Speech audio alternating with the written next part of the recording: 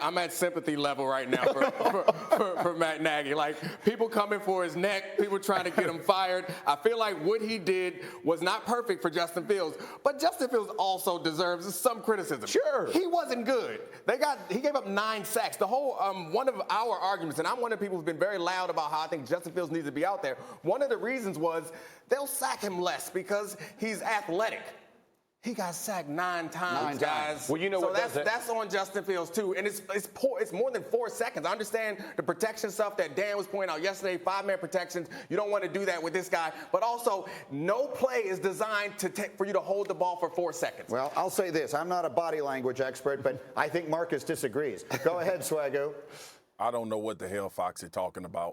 I really don't. I just listen, man. This was coaching malpractice. This was incompetence.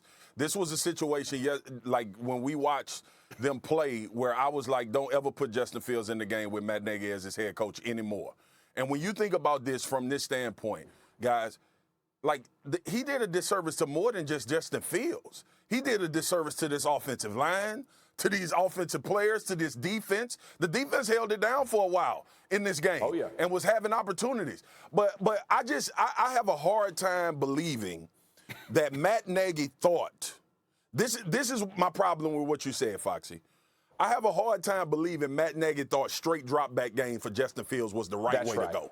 Like for me and all I know about football, especially you and I being defensive players, we would have loved for that to be the case. We would have loved to know that Justin Fields is going to take 5- and 7-step drops and 3-step drops and not move. Like Myles Garrett even said it. They were shocked. When the defense is shocked about your game plan in a bad way, you terrible. So it's not about piling on Matt Nagy. It's not about piling on the situation. And I was wrong. I had to admit this yesterday on NFL Live.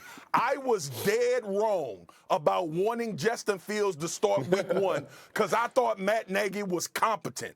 I thought about year 1 with Mitchell Trubisky, all of the things that transpire in between that. There is no way in hell this man not going to create a game plan that Justin Fields' skill set is tailored to. But that's what he did. He did it, and he got him killed. And you know who else used to get killed under Matt Nagy? Mitch Trubisky, because he did not use him like he did in the first year of that offense. Listen, guys, the reason why I was so mad about this particular situation, because we've all been there. Jeff, you played football a long time in sports. Foxy, you played football a long time in sports. When a coach thinks his scheme is more important than his personnel, he sucks as a coach. Yeah. And that's what Matt Nagy did to the Chicago Bears on this past Sunday. Yeah, to your point, what Myles Garrett said, every offensive lineman would want to vomit when they saw that game plan. Like that puts the fear of God in you because you know 5-on-5 you can't match up. Let's just flip it over for 1 second. Think about the Green Bay Packers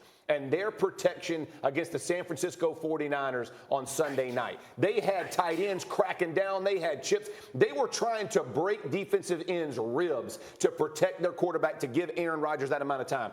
You went 13 times where everybody's just out. Like that type of stuff. And if you're going to do that, you got to look at your quarterback and be like, hey, man, dump that thing off. Get it out of your hand as fast as you can. You can't have him looking with his hips to the left on a play action, throwing to his right. Like he doesn't even know what he doesn't know yet. Peyton Manning, Aaron Rodgers would have called that off. Hey, free release, go. You know, whatever the call is for them, they would have snapped their hips and gotten the ball gone. That's development of a quarterback. A coach can't set you up to fail the way that was. Y'all done? So you're not going to paint me in the corner as the Matt Nagy apologist. No, you did. I am not a Matt Nagy apologist. All I'm saying is he had 1 net passing yard.